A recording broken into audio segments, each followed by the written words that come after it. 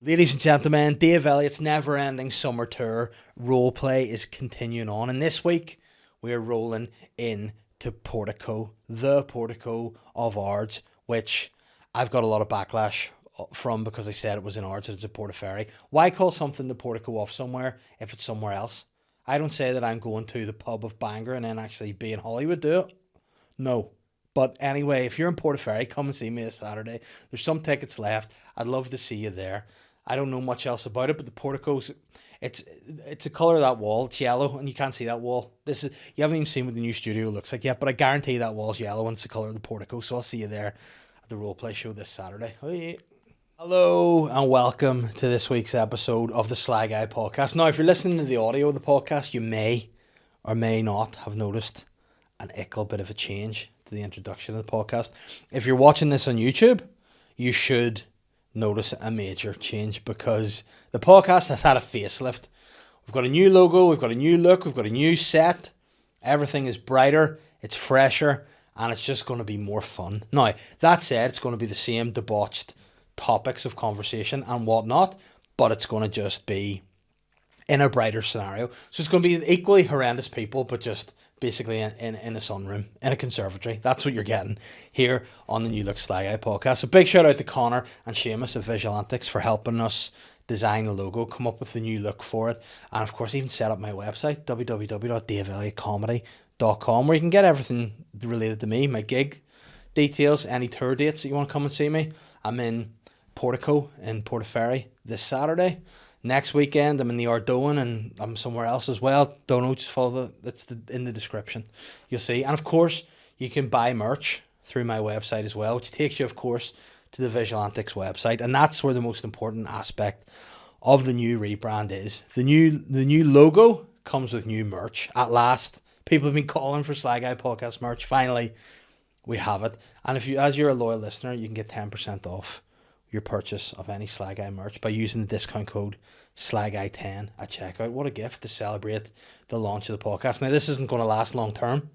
This discount's only going to be happening for a couple of weeks, so get on it and get your sweet new Fox logo designed Sly Guy merchandise on Visual Antics' website or via my website, debauchery.com. Pussies don't lick themselves, but kittens do. And what do I mean by that? Who knows? But what I do know is since Pussy was indeed a kitten, the Sly Guy podcast has been sponsored by Modest Beer. I'm going to get into trouble for saying that because Chris, who runs Modest Beer, doesn't like it when I compare his beer to Pussy. But you know what?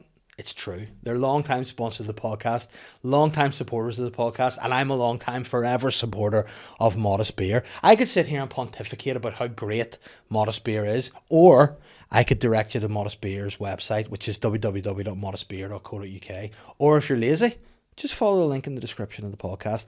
Go to their website. We've been talking about merch already. You want to get some merch from Modest Beer? They've got merch. You want to get some beer from Modest Beer? They've got beer. All at their website. You want to get really into beer. You're one of these like beer nerds, aka real life virgins, and you just want to know more about beer. You can subscribe to Modest Beer's Brews Letter, which is kind of like a newsletter about beer, which is also called Brew. Whoa. So you can do that there, modestbeer.co.uk. And say once you're going to checkout, you want to get your merch, you want to get your beer, you get a wee t-shirt to put on, it's your drinking t-shirt, you put a wee Modest Beer t-shirt on, glug, glug, glug in a beer, glug, glug, glug. You want 15% off? I'll give it you. 15% off at checkout with the discount code SLYPA15. That's SLYPA15 for 15% off your Modest Beer. Boo, go lick yourselves, pussy kittens. Meow. Sly Guy Podcast has a Patreon. Now, has the Patreon been a wee bit neglected of late? Yes. But guess what? Our hearts are full of love and we're coming. We're coming on Patreon. I'm coming. It's like OnlyFans. We're coming to Patreon. And there's some new vlogs coming out there pretty soon. We're going to have the live podcast from the Strand that we recorded 49 months ago. It's going to be there at some point. There's going to be more content over on Patreon than you can shake a floppy stick at. So if you want to get your floppy out and shake it at me, go to patreon.com/slyguypodcast. Or if you're a lazy bugger and you can't be arsed, follow the link in the description. Right there, click on it. Bingo. Bob's your uncle, Fanny's your aunt, and Bob fucks Fanny. Enjoy. I'm the Sly Guy.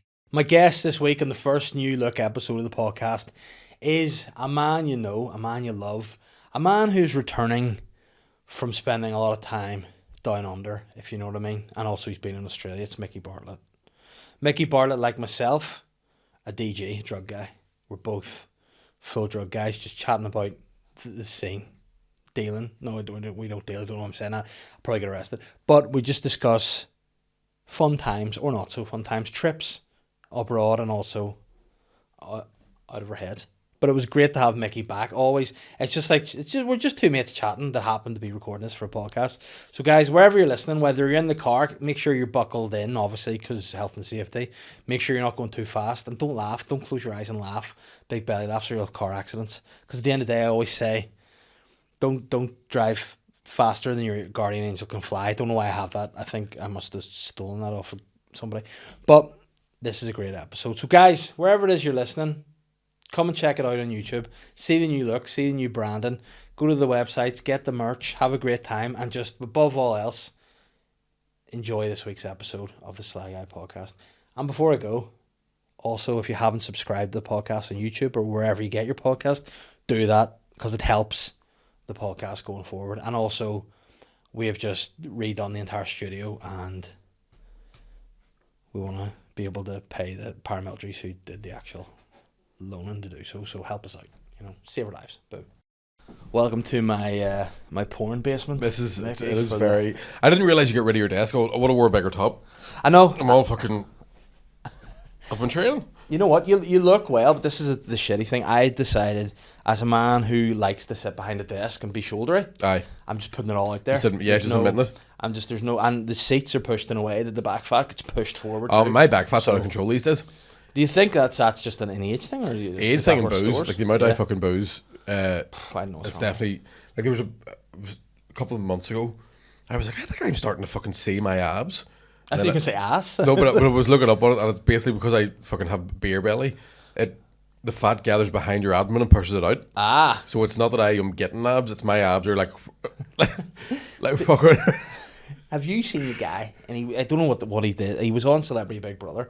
He's like some sort of like media guy, and he's got fucking this zany hair, and he went on. He's a fat dude, but he had a surgery, just cut bits of fat out of his tummy, so it looks like a back. It's a big belly, but it's fucking so ridiculous. Did he got pec implants and all as well? Didn't he? Oh, he was one of them. But I mean, that's the epitome. That's you know you've made it. I'm not losing any fat.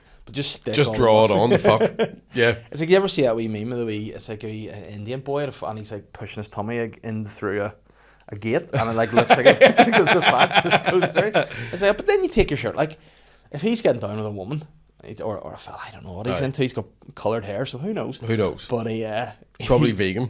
I'd say so. But the guy, when he whips his shirt off, you would just go, fuck. What the fuck? I imagine he took a girl home, took her top, and she drew ditties on. What, like a fucking pig? More than? Jesus Christ! I'd be like a fucking game of bop, but I would like that. Yeah. I don't even like two, or sometimes twos can be hard work. It can be hard work. Yeah. I know there's a horrible joke to be made there, but don't do it. No, and the temptation is there. Like the idea of that woman from Total Recall with 3 ditties. I'm not into it. But what do? Do you like? Just box 2 and head one. I don't know. You'd be fucking be. But I mean, hit 1 and see if it does like Newton's cradle. Yeah. And the middle one just stays completely still. But I don't know, like, weirdly, on that note, when you watched Total Recall, did you at the time, you like it? Like it? No, I think that too far. When I realised, I remember like not knowing his wife was Sharon Stone, and then after I'd seen the scene from Basic Instinct, and watched it back years later, and then she's fighting, and just like kicking the fuck out of him, I was all, this is a weird one. You know what though, with Sharon Stone. Prime Sharon Stone. Jesus wept. Hard to beat. Unbelievable. Yeah, and I remember watching Basic Instinct as a child, and I say child, but teenager. Aye. Formative. Yeah. Watch it. And it's the kind of movie you go, definitely not gay. Like straight away.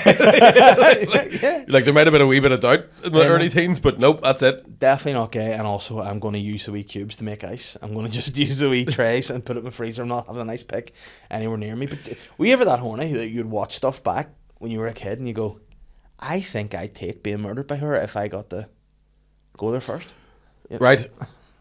I remember do you remember Conan the Barbarian? Oh, do I? Right? Yeah. Do you know the bit where he's riding the witch and then her teeth get all sharp and he throws her into the fire? Yes. I remember being like, I'd have waited. And I took my chances. Oh, shit. Like, you would have heard me going, Get the chopper. But what a way to... Imagine that's the way you could do it. You just finish. just fuck them into the fire. Imagine that was the first thing you'd seen and thought that was normal. Oh, sorry. Fuck, that's what you do. Oh, I'm in court. Why are you rubbing those sticks together? What? I'm about to come. Trying to make sure you're not going to get pregnant. Those films, fucking... Like, even, like, you think about it nowadays, right? I guess it's a big problem with... I think everything that everyone's getting, obviously, it's hack to say in comedy, oh fuck, everyone's offended and that. But generally speaking, like, we grew up in an era where ditties were everywhere. Aye. Muscle bodies, like Masters of the Universe. I was watching a documentary about Sylvester Stallone. It's on Netflix, right? Uh-huh. And they were talking about the 80s. So you had like Van Damme, Schwarzenegger, Steven Seagal. Stallone, Steven Seagal, yeah. But he never had the top off because he wasn't like muscle bound. But he just did that thing where... Yeah, he's like, I also cook. Yeah, and he talks about punani's as well. Heard that music? Man, I only heard it recently. Yeah. And I thought I was going to pass out. Like, yeah. Me wants the punani. It's the biggest cultural appropriate. Because I googled like, where's he from? He's half Russian, half Irish or something. Yeah. So, do you know what I mean? Like he's fucking. There isn't a bit of Jamaican anywhere near him. Steven Seagal, like fucking Mayo. But he does all that. He is the number one cultural appropriator. Aye. Like that should be fuck the Terminator. He's the appropriator. Yeah. He come back from the past just like fucking wearing your ancestors' garb, but he's got a felt haircut, so he's appropriating the fucking 5-side pitch on the top of his dome. Yeah, Bono's glasses. Yeah. Walking like Edgar Davids. Like, nothing wrong with your eyes. And he wears full geese. Yeah, like I'm not like fucking Dahmer, but like he's just wearing. I like he does a martial art and then he dresses like a Native American too. So you're like, yeah, he did all that. That was what was the movie he did where there was like an oil pipeline. He's like trying to stop an oil pipeline getting shut down. Was he being an Indian in that? I think so. Yeah, I think he was like, I'm half Cherokee. Because you've a bit of a tan and you've a ponytail. Aye. Sitting bull. He goes, yeah. Talking bull. But he doesn't give a fuck. And then people are like, he's the most dangerous man in the world. So I've seen a few, because there's a guy, do you ever see Michael J. White? No. So he's Michael J. White, right? Like J-A-I? Yeah. No, but I love the sound of him anyway. Man, so he's like, I'm trying to think what movies he's been in. I think he was in a Mike Tyson movie, to be honest with you. I'll Google him, Michael J. White. Has you ever seen Black Dynamite? No. You would love that, right? So he's like, I think he's in his 50s, just a freak of nature, right? And this is Michael J's. I'm Googling here, Michael J. White. I have seen him, yeah. Yeah, you've seen him and stuff. Yes, I Jack Guy. There was a story he told on a podcast about being in a movie with Steven Seagal, and Seagal was like hurting the stunt performers, like just going too far and like being a bit of a bully, and Michael J. White's like, I know that like heroes bullshit, like I'll fucking kill you if you do that, like, because he's real bad, like just a real badass, being like Steven Seagal, I'll kick that motherfucker's head, like, but yeah, no, because didn't he call out Joe Rogan or something as well at one point? There was somebody he was calling out that he wanted to fight, and the guy was like, I will fucking snap you in half. It probably was Joe Rogan. But then he did a thing, wasn't it? Anderson Silva got him into like maybe it was Anderson Silva. UFC training camp though, and he taught him like a fucking front kick. But again, Steven Seagal's always there dressed like an Asian granny. Aye. You know, he's got the flouncy fucking bottoms on. He's got wee beads on him. Yeah. And then he'd be like, what you want to do is lift your front foot and kick him in the face.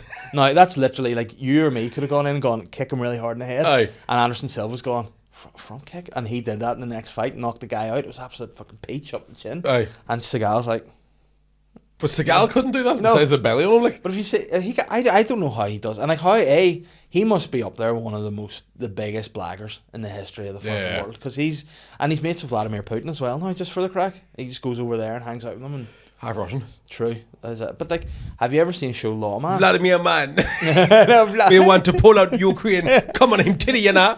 Vlad, maybe putting the body on your face. You know what? Putin likes puss. I don't care what anyone says. Man, he likes it. They all like a bit of puss, like. Do you know what I mean? Have you seen his face now these days, Putin? It's like, I don't clip this, but you know, it's like he's just so much work. Either that, or else he's just been having fucking Seagal hang out with him in the bodies. He's probably been sitting like that for the last 2 years over Ukraine too. Just like, fuck me, what have I done? But you know what he should do? He should just come out and be like, listen. He should do like, you know, like a shoot on a bed. Be like, this is my story, my side. Yeah. You know, listen, everyone's saying I'm a bad egg, but you know, just rocks up on his horse, like. Yeah, like, you know, tell you this right now. I don't think that you'll get this from a lot of comedians. I think you and me would be two that would be able to say. This make me nervous. Yeah, but I think we'd be two that would be able to say. I think if we were invited to hang out with Vladimir Putin, 100% I would go. He would show you a good time. 100%. I'd be calling him Vladdy maybe by the end of the day. I think he would. Yeah, like, have you seen the movie The Dictator? Yeah. You know they go out and hang with Kim Jong-un, they're shooting basketball and all with him. I think Putin would be like, do you want to have fun today? And be like, well, what do you want to do for fun? It'd be like going to Richie Rich's house. Oh, I think, you know what? And you've got your own McDonald's! Yeah, but it'd be amazing. Like a Big Mick. And people, and Steven Seagal would be there. Yeah. But people would be like, oh, I don't want to do it because of all this. I'd be like, we don't need to get into that. We'll not go over it. We'll stay in Russia. Yeah. You know? There's a load of politicians you'd hang out with, like. Yeah. Obama, 100%. Yeah. Right? True. You'd be like, do you know what Putin said about you last night? Yeah. I mean, Trumpy, baby, I would. You know, I hate the man. I hate him. But I'm still a wee bit like, I mean. But you know what? Trump would be fun if you were getting them, like, just for pints in like a members club. Trump would be good crack if you were in a party bus for an hour. Yes, he would be the man. What I mean? Yeah. I'm gonna go in the pool. Yeah. And he would fall because he'd be like, oh no, and you'd have to. That's where the trouble with Trump would be. When he fucked up, he'd react badly to it. Yeah. Like, fucking. But Trump would be the type of guy you would go out for a couple of pints and out of nowhere he'd be going, "What'd you fucking say to me?" Yeah. And there's no one there. He'd be like, nothing. And do you know what I mean? Oh yeah, but I love Trump as a comedian. Yeah. But I don't love him as a politician. Yeah, I don't like Joe Biden either, though. I think like Joe Biden, you could go and sit by a river and have a Werther's Original with him. Yeah, but do you know what I mean? You just be like, you go on, do the shop, and I'll sit here in case something happens. But you know what? Everyone sometimes talks about it in comedy that there are certain comedians who do things and they're not for everyone's taste and they shouldn't be doing it and they're maybe fucking stealing a living. Joe Biden is a guy, but who puts them there? It's the people. So who buys the tickets to shows? These people, they go to see them. But Joe Biden is voted in by people. Guy's 90. What the fuck? Why are you voting like you? If you go to, he's too old to be doing it. Oh man, you go to. I tell you what, I was round at Catherine's, my wife. For anyone who doesn't know, her granddad's nursing home for his birthday party on Monday. Now, good time, but you walk around a few of those rooms. Aye, they're not running the show. You know what I mean? They can't even run or stand, or a lot of them can't even move. So it's like, how can someone that age be expected to? It's. I think it shows you how fucked the American political system is, like, because obviously, there's a government that's running stuff, but you just don't see any of those people. Yeah. So they probably have a fucking cracking team. Like, do we here we vote for a party member in each constituency, and then that's the leader of that party becomes prime minister, whereas they vote for the president, and then you don't get to hear about anybody in the background. Yeah. Do you know what I mean? Apart from Schwarzenegger when he was the governor. Yeah, yeah. But I read that was a good time, like. Yeah. But this is the thing, it's like he did loads of good shit though, didn't he? It's again, you're reading his book, but if you read his book, he would be like, I fucked up since the beginning, he's like, I fucked up, but they made it better. Yeah. Because I listened to the people and it changed. I just found out I had an illegitimate child at the time. But that mugged him a bit. You know, have you seen his son though? Oh, Joseph. He's a spit of him. Yeah, but he's got that wee bit of Puerto Rican in him from the mum's side. Yeah. So he's never done cleaning. You know, and cleaning and jerking. You know, he's permanently tanned, which is great. So he doesn't even need to get rolled up. I doesn't get the injections like. But that was what Schwarzenegger's missus were like, because that's a bit of a problem. Because was he married? He was married to one of the Kennedys, wasn't he? He's married to Maria Shriver. who's, I think, she was, one of the guys. So she's... Or was he married twice? Was he married to Kennedy and then he married her later? No, who is Maria Shriver? What's her family? Can you look her up and see Maria Shriver? I think she's Kennedy affiliated. But Kennedy affiliated? Well, that's Marilyn Monroe. No, I was going to say that's Clinton. Yeah. I'll tell you what, speaking of babes, speaking of babes, I took my mum out to the cinema. She is a babe. Yeah. And we went to see Something Like It Hot.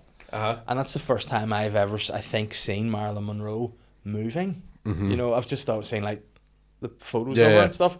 I was like, wow, she's a babe. I was like, I know she's LTD, long time dead, but... Yeah, she was smoking. There's a photo I remember seeing of her. I think she did Playboy once. Oh no, she did. And she's like topless behind a half see-through American flag, and you can't see anything, but you can see like the outlines of stuff, and you're like, definitely not gay. Yeah, definitely not. You know what? I go to Vietnam for her. Do that, paint that on the side of a bomber, and I'm there. But that's But that's another thing about our age of growing up. We nowadays, if you want to see anything, you whip your phone out, 1080 arseholes on your face. But there's also a thing now, I think, because of the Kardashians and all the sort of plastic surgery and stuff. Yeah, a lot of like modern babes kind of start looking the same. Yeah, there's a very generic thing about or that's our age. No, and we're like, but you want to sing like Denise Richards back in the day? Or like Lucy Pender. Remember the Page 3 girls? Oh, listen, I want to come back to this because this is a topic for me. But that thing about whenever we were like Nuts Magazine, Page 3, it was always just a bit of boob, Channel 5 movies, things like that. Or softcore. Yeah. That's all you need. Like you say there, a wee bit of boob. Whoa. Man, I was in Belfast last Thursday. There was a guy playing a saxophone in the street and I had to go into the toilet for a wank. Yeah. Just triggered you. When I hear Curtis whisper, and I'm like, get me out of here quick. We're about to have a lancedont. That's French for incident. See, you've watched all the Emmanuels up to 39. So I think I've talked to you about this before. I remember, because that Channel 5 Friday night softcore porn, right? You didn't even, you would go, fuck, it's Friday night, and you'd like turn your PlayStation off and be all right. Yeah. And like having to like tune an analog TV in to get Channel 5 because we didn't have it properly or whatever. Yeah. And there was aerials being worked at once. There was one called A Friend of the Family, right? And I remember me and my mate, Deers, his name was, his nickname, talked about it. So we saw this when we were 14, and we bumped into each other in a pub when we were 25, and still talked about it. Yeah. Right? And it was, the storyline is there's a family, so it's like one of those kind of old mid-afternoon TV movie dads, right? Looks too perfect, like Bryan Cranston before Breaking Bad, like that kind of thing. And that chiseled sort of like generic dude. And then his son, their stepmom, who's played by I think like Shannon Weary, who's a legend. Right. Can we just pour one out for our homies? Yeah. Right. And then so the stepmom doesn't get on with the daughter, who's played by Lisa Boyle. Google her, right? And then I don't even know Frankie's daughter. And this woman they're just all arguing, right? And then this woman just turns up to the house, and it's like Mary Poppins, but with ditties. Yeah. So she just turns up, and they're like, they haven't asked for a nanny or any like a housekeeper. She just rocks up to the house, and then bucks all of them. Yeah. Everyone, the son, the mum, and dad, like leaves, and at the end they're all a happy family. Right? No, did she do secret bucking, or was it? So she's all like secretly bucking them all. Yeah. But it like makes them all feel better, and then all of a sudden they're best mates. And I remember like it was one of the first times in my like sort of early teens, formative teens, where I was like, I'm going for a record here. Yeah. Like it's just starting to hurt. Yeah. But I think that when that gets into your, like, I still remember the first time I was like, it was the movie Sliver, which was Sharon Stone in it again, where some perv guy had a hotel with cameras everywhere. Weirdly enough, the theme song to the film was UB40's version of I Can't Help Falling in Love With You. So you get the fucking guy from UB40 just in like a CCTV room just looking at ditties. It's so fucking weird.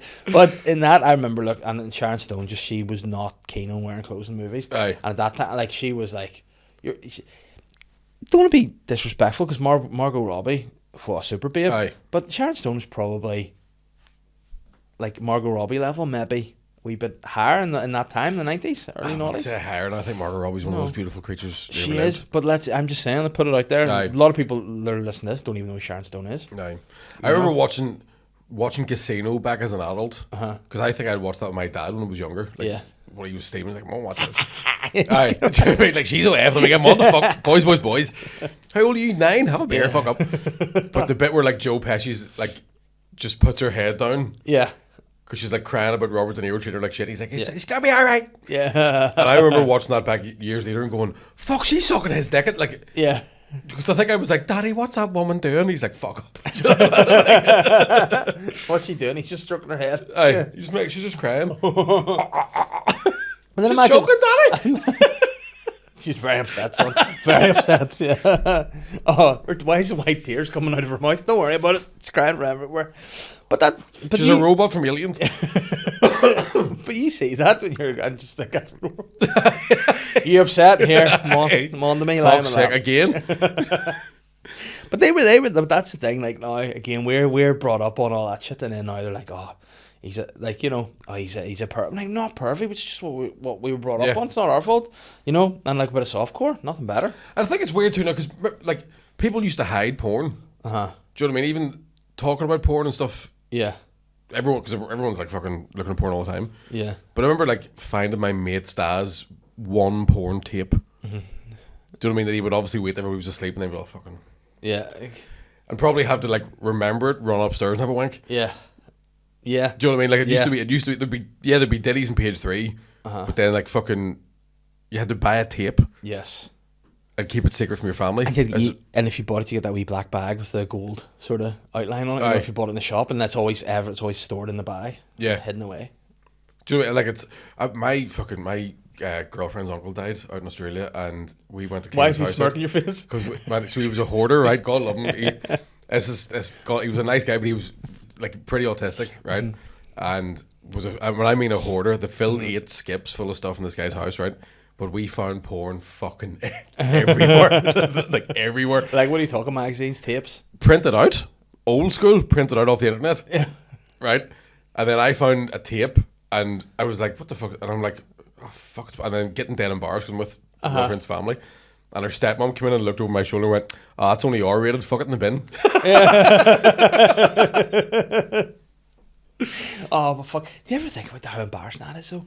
Imagine you die. Imagine somebody pulled up your porn searches from your phone after you died and just was like, this is the type of show.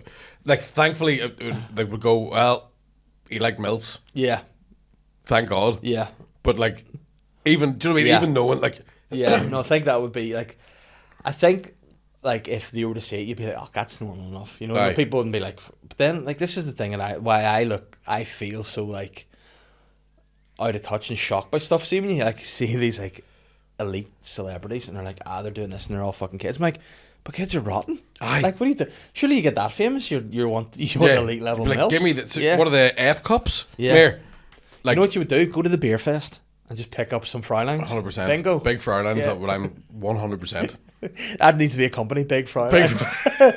we go into business together. Can you imagine us? Belfast Telegraph. Local comedians launching new Belfast. Selling tights. Big Fräulein. Everything's tight in a big Fräulein.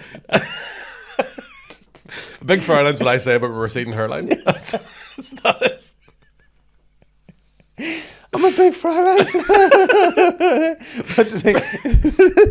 But I can't stop thinking about big Fräuleins. Big Fräuleins should be code for cellulite. Yeah.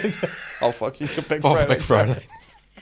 But have you ever seen veins? The scale? Like, see, whenever I was trying to carry 3 pints the other day and I was whopped off my ditties on edibles, I thought I'd go die. Big Fräuleins carry 18 one go. Big Fräuleins. Yeah, she's got 2 in her mouth. Doesn't even spill them. No, Big Fräuleins would be as well. They originated the titty pocket. Big Fräuleins they stole a kid. The titty pocket's an amazing thing too because you can hide an iPhone 15 in a titty pocket and not see the outline of it. Like, depending on the size of them, you can fucking fit it all. Where'd you get that? That's PC.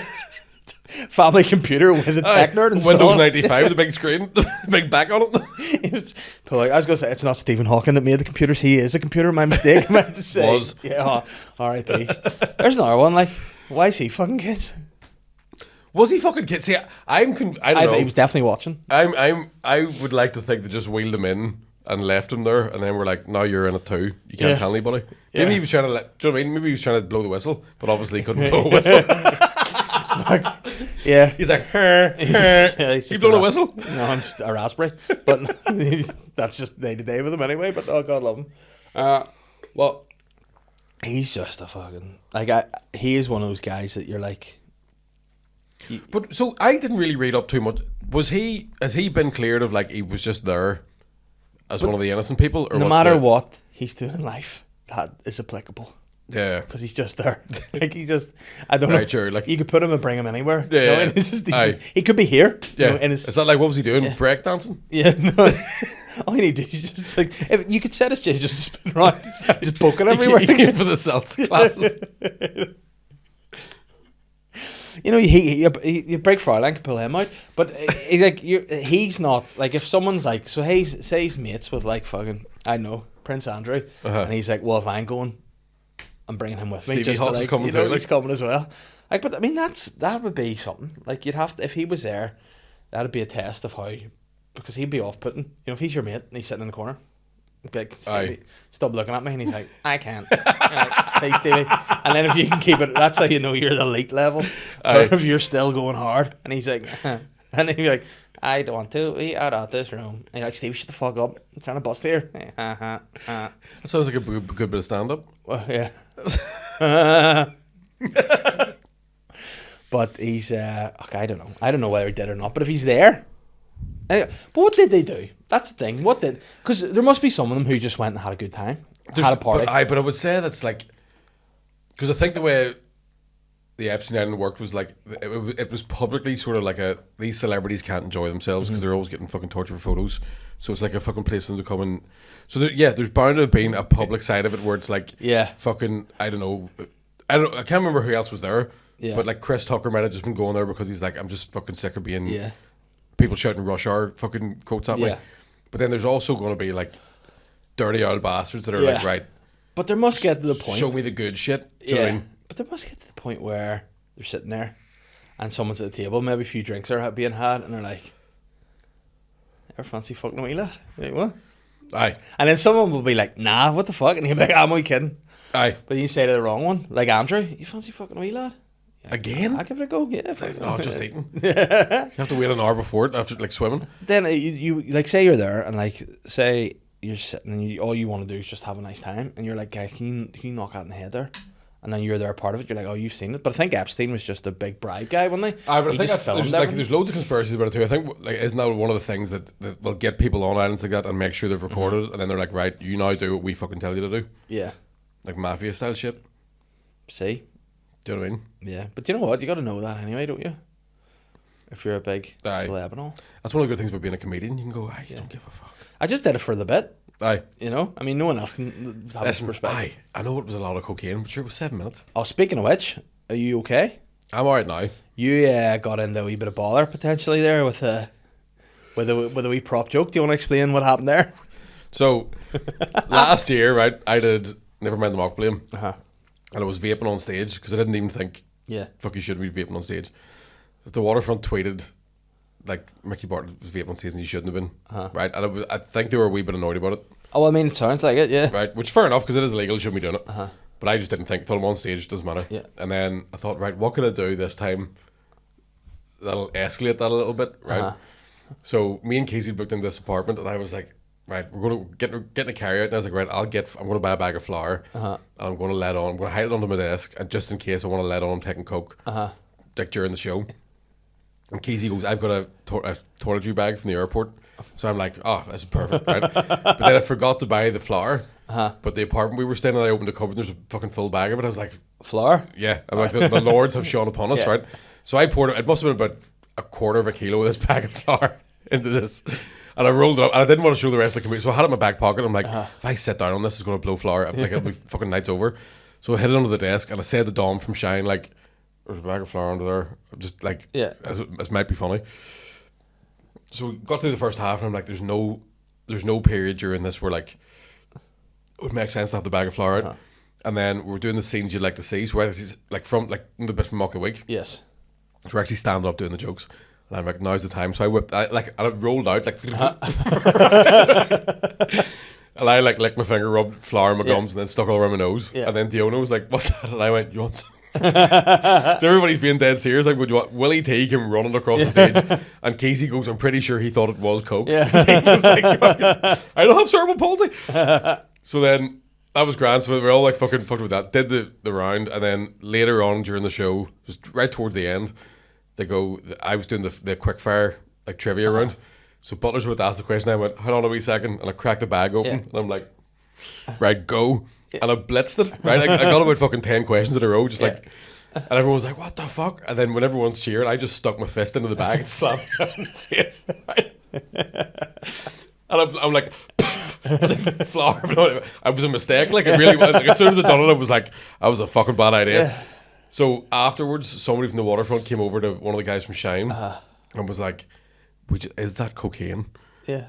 And they were like, "No, it's flour." And they're like, "Are you sure?" And they told me as I was going, right, look at the amount of it. If I had that much cocaine, one, I wouldn't need to do the fucking Waterfront on Saturday night. Two, it might be dead. And three, I wouldn't leave it behind me when I left the stage. And I looked like I blew my nose the next day and a muffin came out of it. Like, full soda farls just fucking flew out of me. And I've been laughing about it all weekend because just the idea that somebody in a theatre has took that seriously. I'm like, what else have you seen? Where you go at home watching John Wick. Hello, police. What would have been the ultimate prank? Would be if somebody knew you were doing that and switched it for real gear. That would be what a prank. You would die. You would fully die. Oh my god! And I'd be like, "Oh, it's classic Mickey. He's just nope. No, there's blood coming out of his ears. He shit himself on stage." But this is the thing. Like, I probably shouldn't say too much about this, but some comedians are so fucking bent. Like, so what? Bent. They're just like those. People said that was real coke, Mickey. They're testing it and all, and you're like, "Well, fucking was it? What do you want me to do?" You know what the thing is? See, I've been talking about this for a wee while now. See the idea of everything being super woke when you can't say anything. I know for a fact it's running out because of Melbourne Comedy Festival. Yeah. Like, I went to that festival last year. They were so woke you couldn't be self-deprecating. Oh, do you know what I mean? so Like, you'd make fun of yourself. Fattest? Yeah, you'd make fun of yourself, and they'd be like, "Don't do that." And then this year, I was saying some fucking. You seen some of the new stuff, some dark shit. Yeah. And the roof was coming off the place, so it's like, but it's still. I think sometimes people that work in those sort of. I don't know. I don't know. Say it. Get it out of you. I want to say I think a lot of times it's because it's run by the governments and run by councils. People end up in like a sort of civil service mentality, and they go, "Is that real?" Yeah. We have to fill a form out to make sure that. Yeah. But then I don't know. There might be a thing I heard. Judi Dench was talking about where they're playing trigger warnings before a lot of theatre shows. Yeah. So it might just be a case somebody has to fill a form in because it looked like I was taking drugs. Yeah. They might have to take a fucking list off of being like, right, okay. But even that's dumb. Yeah, like, but so I don't know. It's just, do you ever do bits and after a while you go, fuck, I don't know if I like. Obviously, you like anything, your perspective changes on stuff over time. But sometimes like I do shows and I'm like, fuck, am I being too hard on my like fucking wife and kids here? Which is not the case at all. Right. Do you know what I mean? But whenever you're doing stand up, it's funny. But then I'm like, fuck, I don't want people to think I'm fucking. It's that thought of like, are they laughing for the same reason I'm making fun of it? Yeah. Do you know what I mean? I think that all the time. There's definitely there's been a few jokes I've dropped. I can't remember what the fuck it was. It might have been about like trans issues or something. Yeah. And I ended up dropping the joke because I was like, I think people are laughing at this. Yeah. As if I'm laughing at trans people as opposed to. Yes. Sort of, you know. I get like, what you mean. Yeah. Yeah. There's been a handful of times over the years I've done that where I'm just like, you're not getting what I'm fucking putting out. And then sometimes I go, well, is that like, because I had a bit about Stephen Hawking and it was like, the joke's not about him being disabled, it's about him being Stephen Hawking. You know what I mean? Yeah. So it's like because he is disabled, people sometimes draw that. When I did, so I was in Perth when that story came out, and it was like ran to a comedy club. Yeah. Like fucking, I've got an idea. Yeah.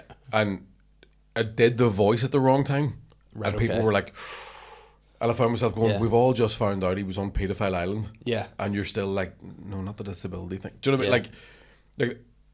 Like to me, the worst thing you can do is abuse a child. Yes. So if you've been involved in that and engaged in that sort of behaviour, surely we can go after whatever the fuck is like. But sometimes that's the thing too. That should go without saying. Do you know what I mean? But a lot of people aren't with it. You know what I mean? Like, I think the thing that I had said that it sort of annoyed people. There's a couple I said about him. Like, if you're waiting to get on the plane, you know, you're one of the, you're Andrew, or you're friggin' whoever else, Bill Clinton, and you're fucking dying to get out there and nonce. You know, you're like, fucking, you're in the queue, get me on the plane, get it off. And Hawking goes by, priority boarding, you know. With his, and then I said the phrase, with his wee smug face.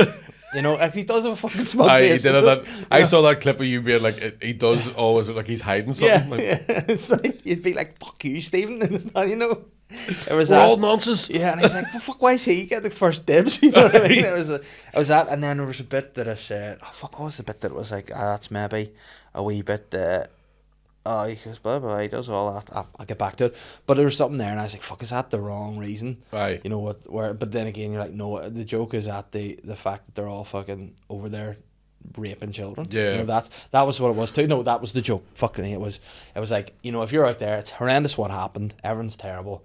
If you've like some people grabbing your hole and fucking making you do things, pressure, it's terrible. Obviously, it goes without saying what went on there is terrible. However, if you get molested by Stephen Hawking, look in the mirror. You know, look in the mirror yourself. Like, if he's the one molesting you, you know. Yeah. How do you not get out of that struggle? That's what I said. It's like you're not like, you know, you're not. He's not initiating that with you. Like, before you get to ride him, you defined 4 sets of matching traffic lights in his iPad. So, that's what I said. I was like, no. Yeah. Before you get there, you type in 6 digits and be like, does it count if is it case sensitive? Yeah. Do you see any bridges in this photo? No. But you know what I mean? So, like, in order to block him, you have to, there's a wee bit of back and forth. Aye. And people are like, disgusting, you make. I'm like, no, I'm talking. But yeah, there are times where people just hear the trigger words, and that's what they're like. You're making fun of this. You go, I'm fucking not. Yeah, like did I ever tell you about the time? This was years ago when I was starting out. It was probably one of my first decent jokes, and I did a gig in Queens. This is the old Mandela Hall, so it was for some sort of fucking event for all like the student union. So you had sports teams, you had political and all, and the joke was like about the fact that whenever we were growing up, there was no labels on. It was just, you know, kids were kids. Yeah. So I said, my joke was, I was what was known as in my day as a bit of a handful, or in today's terms, autistic. That was it, right? Aye. And they were like, you make fun of autism? And I was like, no, I'm making fun of the times that we were. Yeah. And then a whole big thing went off on Twitter. This girl was like, it's a disgrace. This, you know, comedian said this, and then there's a guy underneath being like, there's a child beaten up in Falls Park who's disabled because of people like this. I was like, I'm fucking the speed that jumps at you, like, what? I was like, well, I've never been to Falls Park. What the fuck? Leave me alone. You know? He wasn't disabled when I started, hit him. And now he's on Epstein's Island nonsense. But there's definitely like, that's happened to me a couple of times too. I remember the most famous one I remember from Queens, and it was in papers. Now, it only lasted about a day, but it was Tom Stade. But you know what? That was the same woman. Seriously? Same woman. See, and that does happen. There's definitely people who go to clubs.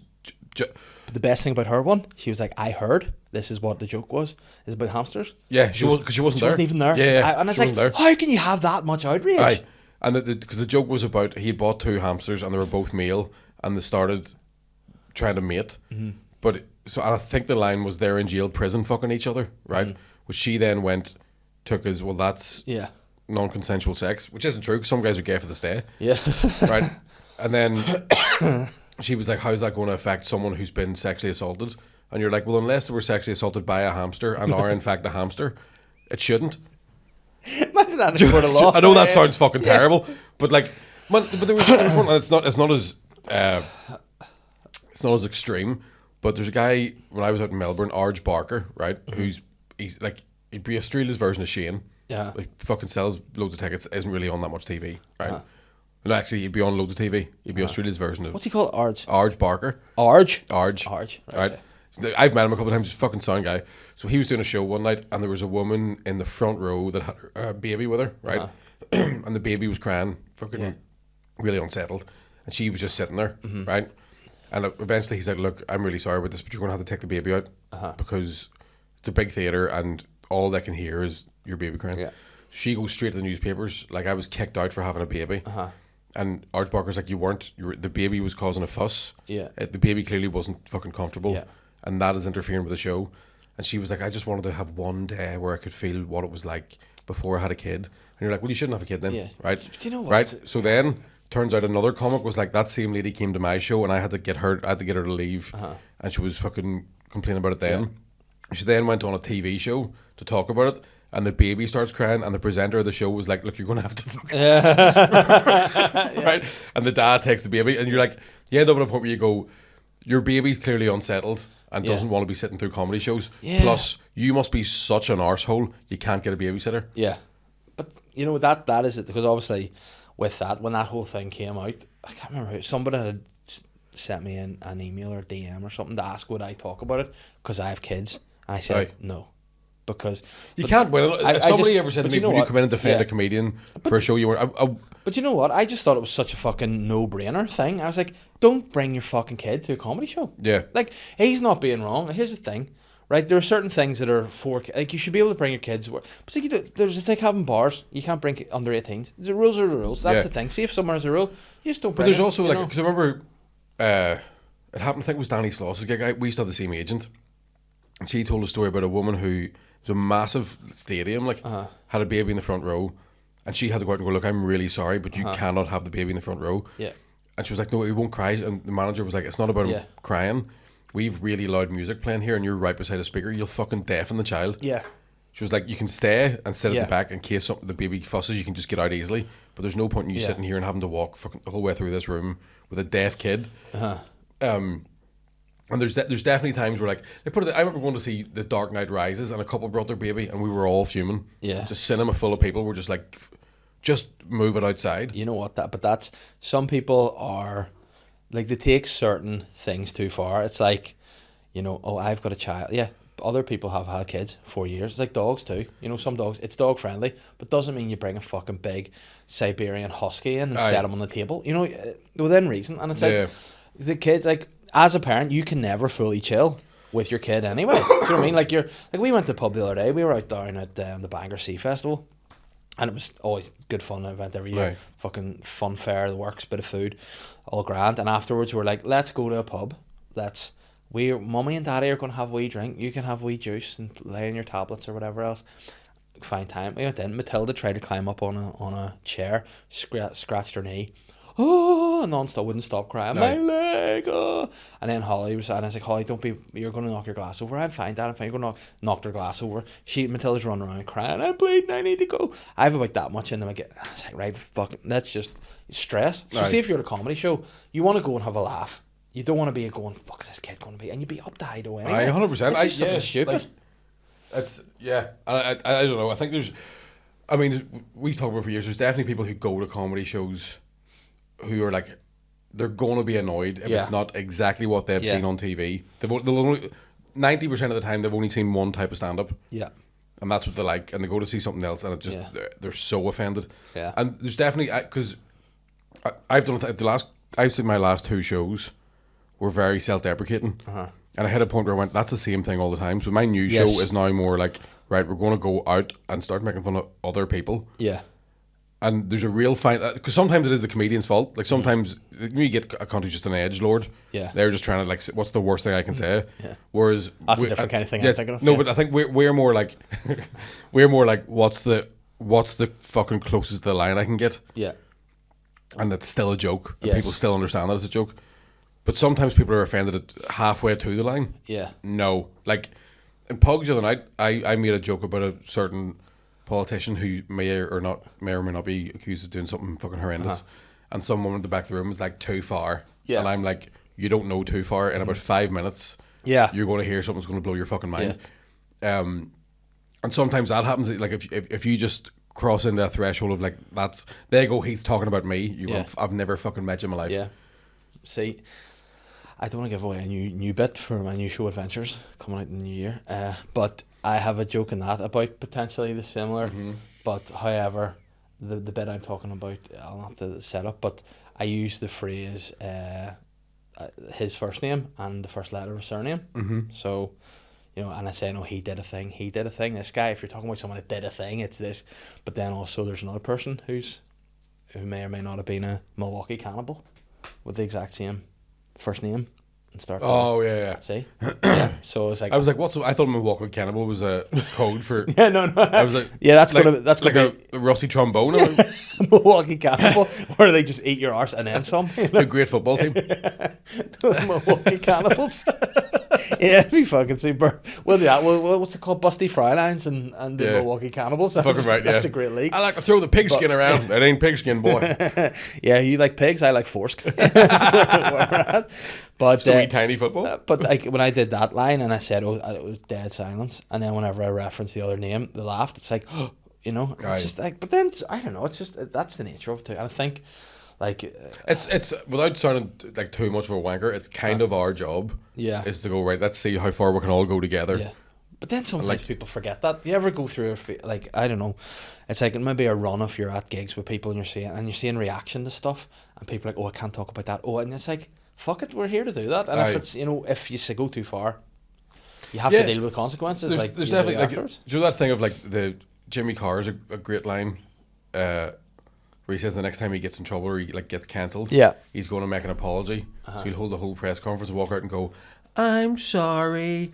And they're like, you didn't mean that apology. And he goes, so you agree I can say something and not mean it? Yeah, that's perfect. Like, yeah, but, and again, some people forget that though, don't they? They're like, oh, just, what is it? You're writing you're doing jokes. Yeah. Oh, a joke.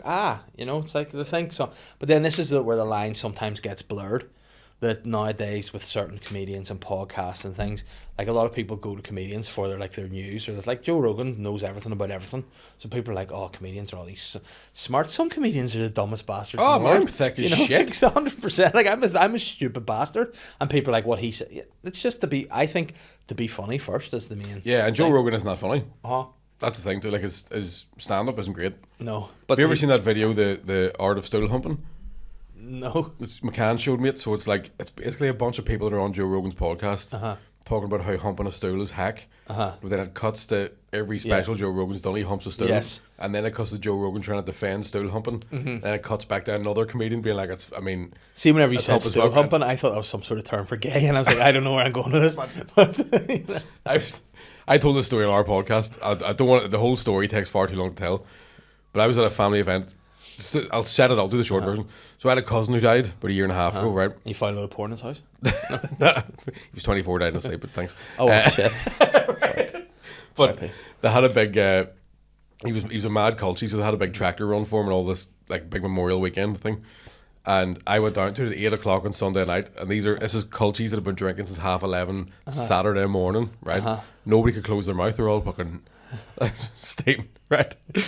I was getting fucking tortured with people, right?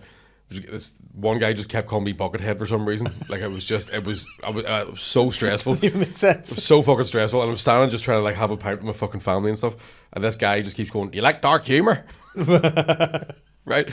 Which he's about 22, but looks about 50. Yeah. And even the phrase, "Do you like dark humor?" I'm going, "You're too young to be using that." That kind of terminology. And then he starts telling me these really fucking horrible jokes. And one of them, I'm ashamed to say, did make me laugh. He goes, "How do you know you're at a gay barbecue? Sausages taste like shit." Oh, fuck off. Right? And I'm like, my auntie and uncle's over there grieving. I'm just trying to get through this one. Oh, they're probably like, oh fuck, looking over at you, and you like Mickey's parfum set over there.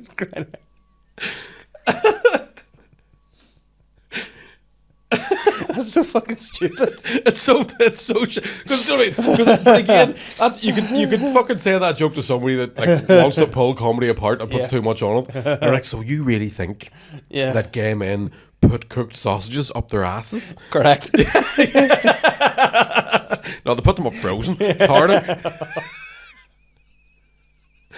Do you know what I mean? But then you know what? See if you're at the fucking dissecting everything. Life's not fun. See, that's what happens to me. It's like I have fun. I were doing Edinburgh last year, and I got a 3-star review that was the best written thing about me, right? And it was like this powerhouse of fucking Northern, like if you want an hour of blister and comedy, all sorts of stuff, 3 stars. But he was reviewing the subject matter as opposed to the jokes. Yeah. And I wanted to walk behind him and go, you know, we're in 20, everything's been talked about. Yeah. Like there's nothing that I could talk about someone else who's already covered. So why are you not just fucking reviewing how funny it was? Yeah, but that's and then I have a real issue with comedy reviewing because it's fucking. It's always somebody who used to do it. Yeah. For one, it's always someone who like. Yeah. Because like you said, like whenever the last thing I had reviewed was the Blap we did, and it was a great review, like say written 3 stars again. Aye. And it's like, well, I mean, that doesn't even make any sense. Aye. I mean, like what the stars don't correlate with the review. Yeah, like, 100%. You know what I mean? It's like fucking. So I've told you the one I got before was 2 stars, and it was like genuinely hilarious, but ultimately forgettable. Yeah. And I'm like, that sentence doesn't make sense. That's an oxymoron. The same guy reviewed Willie at Edinburgh last year and gave him 2 stars. Yeah. So it seems is this dude I think who reviews like dance and serious theatre, and then comes to stand up. Yeah. With that same cap on, and you're like, don't come to the show. Yeah. No, it's fucking bullshit. This is getting real fucking. It's artsy. No, we're going to change this from a comedy podcast into a theatre podcast. Yeah. It's going to be just a nice piece of theatre. Start wearing cravats and all. Yeah. I don't know what I was going to say there. How long have you done there, Luke? The side? I have no idea. You're right. It's a great time. 49 minutes, probably. Sweet. Well, we can cut this wee bit out and jump back anyway. Right. So, Mick, since you're back and the podcast is changing slightly, I want to do a new segment called What Do You Want to Be Sly About? Give me something fucking irking you. I know we spent the last 10 minutes taking apart the reviewing scene and what comedy has become nowadays. But what is there anything in particular you're looking at like and just fucking annoying you? There's weirdly the only thing that's annoying me right now is Paddy McDonald. No, not really. There's been a few things that have happened since I've been home that I've been like, fuck. Like I forgot how people talked. Right. Okay. Right. 6 months out of Northern Ireland, you forget how fucking brutal people can be. And I was in a shop yesterday, and there was a woman that was working behind the counter, and I heard her on the phone, and she went, well, you know what she's like? She's walking around town with that black fella trailing behind her. Trailing behind her. And I was like, now I'm no Theopathetus. Yeah. But that shouldn't be taken on company time. Yeah. That's a personal call. Yeah. You're in the middle of a fucking right beside a tannoy. Like, yeah. And then I heard 2 fellas, it was in Tesco, and I heard the full conversation was, well, Davey, well, Paul, long time no see. Sure fuck. That was the whole conversation. I don't know why that's been pissing me off. Like boys just talk to each other. Yeah. We're having a men's mental health crisis. Can you please fucking open up a wee bit? But that's not open. Sure fuck. Sure fuck. Good point. I never thought of it that way, lad. Oh, but do you miss home? That's the thing. Like, are you back, or are you like, fuck, get me out of here again? Where's the feeling? It's weird. I was ready to come home because it was 6 months, like. Yeah. And then when I got back, there was like certain things. Like I missed my car, but then I'm driving my car on the roads in Northern Ireland where there's potholes everywhere, and I'm like, why is that not fucking fixed? The food, I've been having diarrhea since I've been back. Because have you eaten too many barbecue sausages? I was just making too many of them. But like all the foods I fucking like, all the junk food I love. That might just be an age thing as opposed to like I've changed in Australia, but it just makes me feel sick. So what was the difference in the junk food? This is my kind of shit. Like what were you eating in Australia different to here? Like their junk food's just good. Like their McDonald's is better, right? Their McDonald's taste like actual burgers. And like if you go to McDonald's, you've went past fucking 20 burger places that are 10 times better. Like their Mexican food's amazing, their Asian food's amazing. So you would be eating stuff going like, this is so bad, we should be cooking. Yeah. But then you finish it and you go, that was a very healthy meal. Yeah. I get like it's cooked well. With yeah, good ingredients, it tastes great. just, like and it's cheap as fuck and like. Here, it's fucking. That's the thing. Here to eat good, it's dear. Aye, 100%. Like. Yeah, but I mean, I think an age thing is partially to do with it because I'm definitely finding like just random stuff happening to me that didn't before, like a coffee. I had been drinking coffee like a fucking Terminator before, and then now I'll have a wee sip in the morning and be like, shite now. Aye. Like, oh well. So I have a thing where I started worrying about the amount I was shitting. But because of the boxing, I've been working out in the morning, right? So I'm getting up in the morning, having a shit. So, because I tend to have one of the first. I'm very regular that way. First thing. Listen, I like to start my day one. Right. Yeah. Have a shit. But now what's happening is I'm psychologically going, you should try and force out another one because you don't want to shit yourself during the boxing. Yeah. So I'm like shitting again, and then I'm taking fucking pre-workout. Yeah. And then halfway through it, I'm like, you need a shit because you just turbocharge caffeine in your body. And then when I get back from the gym, I'll probably have a protein fucking shake. Yeah. So then 10 minutes after that, it's like, now you're having a big caffeine protein shake poo. Yeah. They're all good for shitting. Yeah, they're all good for shit. But that's in the space of maybe 3 hours. And then I'm like, later that night, I'm going, am I shitting again? Yeah. There couldn't be anything left. But you know what? I enjoy shitting to the point that it's a hobby now. But also, like I go for peace. Like, that's something that I found is like if I'm home on my own, do you know the way, like if you're out in public and you need a shite, you go, I'll wait till I get home. But then you get about a metre away from the house, like 2 streets away. Oh, you're going to shite. You start like, oh shit, is that right? But 9 times out of 10 you can be like, I need a shite, I'll be alright. Because I'm in the house on my own most of the day, if I even feel like, I could probably do the shite, I'll just have it. Yeah. Right? So then, but at the same time, whenever I was in Australia with my girlfriend, there's times I would go into the bathroom just because I can't watch any more Dawson's Creek. Yeah, do you know what I mean? Like I just need a wee break from the murder documentaries. Yeah. Yeah. And then I would go in, shower your head. Yeah. Just take a wee vape into the bathroom, just sit there fucking watching TikToks. Yeah. See, that's, and then what gets to me, I get shouted at if I'm in the, she's like, you always go to bed at bedtime. I'm like, no, I started to do shit and you've decided to do bedtime with kids. It's 5:15, don't go to bed for an hour and a half. Aye. You know what I mean? Like, what? Let me shit in peace. So you always, I'm like... There's also something about, and I don't want this to sound sexist, but I have found in my life that every woman I know must be able to hear my hole open because they want to talk through the bathroom door and I'm having a shit. Yeah. And I'm like, this is the one time I like to be on my own. Yeah. I don't like to, do you know what I mean? I don't want to be talking to you and then have to do like a... Yeah, I don't like to talk to anyone when my asshole's dilated. Yeah, absolutely. So whether I'm wiping, if people come in, I'm like, can you give me a second to wipe my hole, please? Kids, I know, but Daddy, I want breakfast. I know you want breakfast, but I'm not going to be able to do it until I wipe my hole. And Matilda's like, I'll just stay here. I'm like, I don't want you to. Aye. It's vulnerable, something vulnerable about how old are your two now? 6 and 3. So I suppose, yeah, you can't really fucking lock the door with a 3-year-old running around. We don't have locks. Do you not? Which is... That's you're perverts. That's fucking disgusting, if you ask me. That was another big problem in Australia. No bathroom door had a lock, and no bathroom has a sink in it. So they have a toilet, and then... They have to touch a handle, fuck that. 100%. I'm fucking walking through dinner parties, like, I'm in surgery, shite all over my hands, like... But sometimes, like, you need to get straight to the... I don't like having a sink outside the toilet. I think you need to get it... I'm big for... I'm 100% have it all in the one space. Yeah, but they just don't. But and then, like, we've got so much to the point that you know someone's in the bathroom that if you were to lock a door, they'd be like, he's having a big wank in there.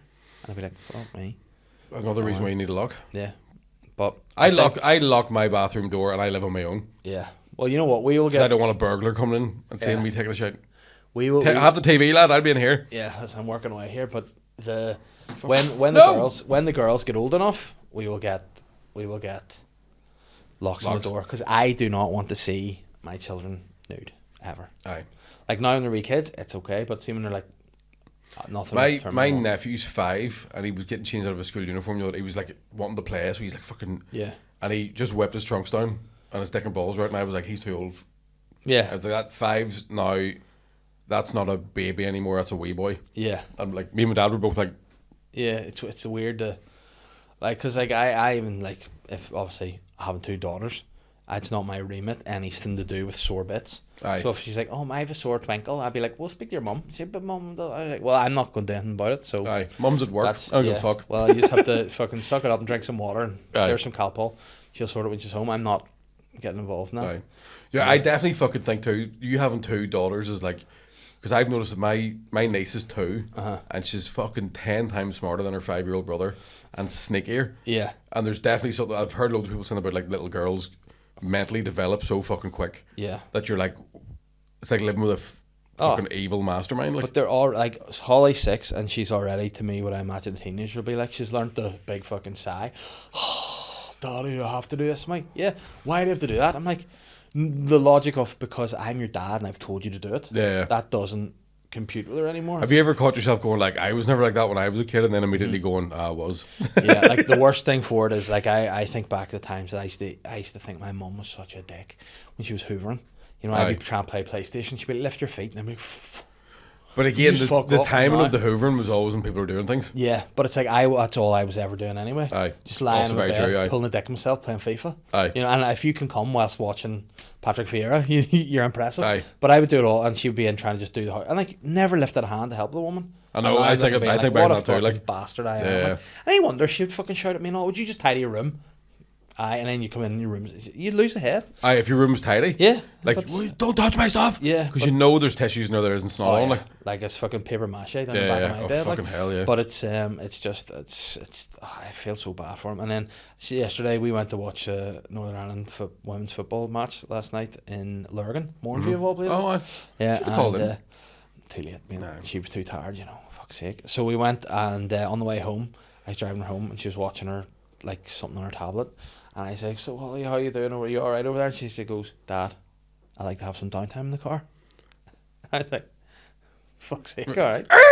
What? But then I looked at her and she was sitting drinking a wee hot chocolate, watching her tablet. I was like, you are going to be a cunt, aren't you? Like, you're gonna my be niece, right, fucking, it was 2 last week. And I went to visit my sister the other day, and she was like sitting on a wee, like, a wee tiny baby chair. Yeah. Like a wee table. She was just eating microchips and watching TV. And I went, oh, look at you, you're so pretty. And she went, yeah. I said, what the fuck was that? Like, just like, fuck up. Yeah. And that's the thing, like Matilda, who's 3, I think that age is my favourite age of kids. No. Because they're just sweet. They want to hang out with you. You're the coolest thing. They want to be your mate. Matilda will always give me a hug and always give me a wee kiss and all. And if I'm like going out for the day, Holly will be like, Dad, don't wreck my hair. I'm like, well, fuck you. Don't. And like, I made your hair. But then that's the thing, like she was saying to me the other day, she was like, Dad, this is Holly. She goes, Dad, I just prefer Mum doing my hair than you, because she's much better at it and stuff. But it's probably understandable because Mummy has like really nice hair and you're bald. And I was like, yeah, I mean, I don't need you to tell me that, I know, but I appreciate it. As you start rubbing a tea towel around your hand. Yeah, and just say it again. Yeah, and that's what like. But she just like is so huffy, and I don't want like in dinners. The other day I just had an epiphany. I was like, you fucking eat what you're given. Like I turned into my man heartbeat. It's like, weird. It's funny you're actually bringing it up, because at the weekend of that do, my mum. Because there's people who were like, oh, it's fucking Micky Bartlett. And my ma was there. So all of a sudden my ma's like, that's my son. Yeah. Right? And for the last 15 years, we're going, would you not go back to the brewery and just get a job in the dole again? And she brought up something that I said when I was about 4. Right? So I was like, she was putting my shoes on. Like when you were 4? When I was 4. Okay. And she was tying my laces. And apparently when I was 4, I went, do you know, if I could tie my own laces, I wouldn't need you. And she was like, fuck. And that's been 33 years and she still brings it up every Christmas. Yeah. No, like you say something that sticks in the head. No. My mum always says, like, and I remember the day you raised your fists to me. And I was like, I don't remember that. And she goes, I said, well, hold on, was that the time you were beating the shit out of me and I lifted my hands to cover my face? And she goes, no. And I was like, well, and then my memory was definitely like that. It was like you were whipping me. And then when the hands went up, it was, whoa. And she's like, I never hit. She's like, you never hit me with your bare hands. You'd use weapons, so you hit me with belts, slippers, fuck whatever you get your hands on. She goes, no, we just used to chase you down the hall and then we'd stand in the hall and laugh. And I'd be like, no, he's a bit of shit out of me. But it did me no harm, you know? And she'd be like, so you're telling people all this? And I was like, and my ma was a mad nipper, like, she used to like, always nip you and then you get bruised. And like, she's like, if I was in Tesco's giving her a bit of cheek, she's like, I couldn't hit you there, so I had to nip you. I'd rather have been smacked, like. I'd rather just fucking kick your fridge. Yeah. But you know what? You can't. And again, that's I think that's my kind of punishment from God, is having daughters that I can't beat. You know, if they're bad, I can't hit them. Like if I had sons, I'd be choking them off. All sorts. I suppose you can't. I don't think were we ever really hit. I think the one time that it definitely happened was I remember throwing a slipper at my dad and he caught it and fucked it back at me. Yeah. And cracked me right in the face and I started crying. And my mum was like, "What'd you do that for?" He was like, he threw it at me. And she went, what you fucking do that for? And then threw her slipper at me. And I don't think I ever did anything bad ever again. I was like, yeah. But then that's the thing that I don't think. I can remember once with my dad, I'd done something. In fact, no. When he shows you ultimate dad power and you go, oh, whoa. Aye. Now, he was. I remember it was Arsenal were in a cup final, European Cup final. I think it was a Cup Winners' Cup. Or it was a semi or one of them anyway. And a guy called Naeem scored for like Real Zaragoza or something from the halfway line. Lobbed Seaman from the halfway line. And my dad got up and he was fucking raging and he walked in the hall and he punched the wall in the hall, but it was like a fucking stud wall. He punched through the wall. And I was like, fuck. Aye. And like he's never done anything like that before or since. Aye. I think Mum was fucking raging. She was raging at him. She's like, you fuck my wall and all. And he's like, but he just fucking. And I was like, but I just thought my dad can punch through walls. I'm not annoying him anymore. No. I remember like my ma. I was about 14. Was on the phone like my first wee girlfriend. Remember back in the day, you had to like phone her house and talk to her dad first. Hey, how you doing? Is the daughter here? Yeah. Like, hi, it's good. You'd be like, hello, fuck. Yeah, and then it's like, hello, what do you want? Aye. The thing of your daughter. What's good? Yeah. I want to see those little boobies. But there was like, I was on the phone for about half an hour. It was like after 6, so nobody was paying for a phone call. My mom was like, get off the phone. And I was like, I'm talking on the phone. Yeah. She kept get off the right. So eventually I was like, I have to. I remember being like, fucking like fuming, like what the fuck. And I was like, my mom was like, I don't want to be paying for phone calls. And I'm like, it's after 6, and she fucking rung me. Yeah. Right. And then my dad came home and she was like, go up and talk to him. And Dad's trying to eat his dinner, and she's like hounding my dad, like go and talk to him. And I remember my bedroom door flying open, and I was like, because my dad was the nice one, she was the scary one, and I was like, he's gonna beat the living fuck out of me. He's like, what the fuck happened down there? And I was like, I was on the phone, fucking Katrina phoned me. Yeah. She fucking phoned him. Yeah. I was like, oh fuck, like don't mess with him, he's hungry. Like, yeah. Oh, that. But see, when you go, there's moments when you go and you're like, and the kids are like, because that happened there, they were fighting. I was like, stop fighting. And I went in and did like, I called the T-Rex shout, like in Jurassic Park with the big T-Rex goes, I went, get to your rooms now.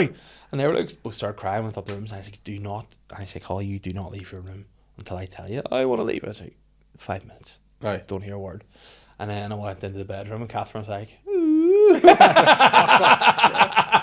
Because, you know, because part of you as well is going, if I shout a wee bit, it's not for their benefit, it's for Catherine to hear. And come down and be like, Dad's a bit stressed, I'll deal with it. Yeah. And then when you just... Are you the enforcer in the house, or is she the enforcer? She would be the more... I'm the more sound one. She'd be the more... Do that, you know, but I would be the... You know, if Daddy loses it, shit's going on. I'd be that sort of way. Like, if he's cross with me, I've done something. Because I'd be more calm out of the two of us. Like I would do the morning school runs by myself sometimes, and she's working and all, and have it all organised and be sit. And I think the way to deal with them's more chill. But if I lose it, they know I've gone too far. Like, so. But I try to never really get to the T-Rex roar, but the odd time. Every so often, just had to let it out, like. Yeah, and like, I've lost. I remember I lost it once before too. They had a wee bamboo cup, and they were fucking doing something about me. And I was so annoyed. I just went out the back in the utility room and fucked it against the wall, so they didn't see it. And I had to get it out of me. And then they were like, "What happened to my cup?" And I was like, "I dropped it." And I was like, thousands of pieces on the floor. I was like, I fucking pitched it into the wall. I was like, And then when it did, I was like, why the fuck did you do that? You know? And it happened actually with a doll as well during like around Christmas time. Like, I don't know, Matilda was not sleeping and she was waking up at like 2 a.m. and we just put her in the big girl bed and I was just fucking losing. And again, it was that thing of like, I can't be the one that's always up with you every fucking night. I'm wrecking, like putting on a wee bit of a theatre show. So Catherine would hear maybe come in, just nothing. And then I was like, Matilda, if you just stay in your bloody bed. And then I just booted a doll and it broke off the wall. I was like, no, wish I hadn't broke out the doll. Fuck. But again, in my mind, it's like, I've lost my control here. So it's either beat the doll or beat my entire family. So. Yeah. You know, and then I always have like the ability to look back at myself and go, you fucking idiot, why'd you do that? You know, so like breaking the cup, I'm like, idiot, you know, so and I wouldn't do but thankfully I've never hit them, so yet. But listen, next show, just post I'll hit them for you. Abuser. Yeah, I mean, listen, they wouldn't even see it coming. Speed you're going at. But listen, that sounds very like fucking aggressive. That's a weird word to end. And like house, like abuser. I'm not an abuser. I just have everyone has a temper, and anyone says they don't are a liar. But anyway, I love my kids and I love my wife. I've never laid hands on any of them. All right, yet. I gotta stop making that joke. I know it's not funny, you know. And then the only other person that comes to my head is Chris Benoit, and I don't want to go there. Let's not do that. Yeah, that's too far. Listen, I'm a chill guy. Chill guy's Micky Bartlett. Thanks very much for coming to the podcast. Dragging it out. I mean, that's what annoys me. There you go, wife and kids. That's what I want to say about this week. But no, they've been grand. Like Holly was good last night at football. We had a lovely night, and here we are. So, with you have anything you're doing now? You're back. You're on tour. Going on tour. So, as tour starts on the 6th of September at the waterfront. So we're doing the big one first, and then run around the rest of the place. So we'll be all over the UK and Ireland. I'll put in please, for Jesus fucking sake, buy tickets because I've been away. And people forgot who I was. But you know what? I haven't, and I'm on tour at the minute. People forget who I am. So we'll get there. We'll survive, Mickey. It's been a pleasure. Thank you for Cheers, christening man. the new studio, and I shall see you. Couldn't love that guy. Again soon. Yeah, he's a bad Vigo. guy. Yeah, sexy bastard, isn't he? I'm the sly guy.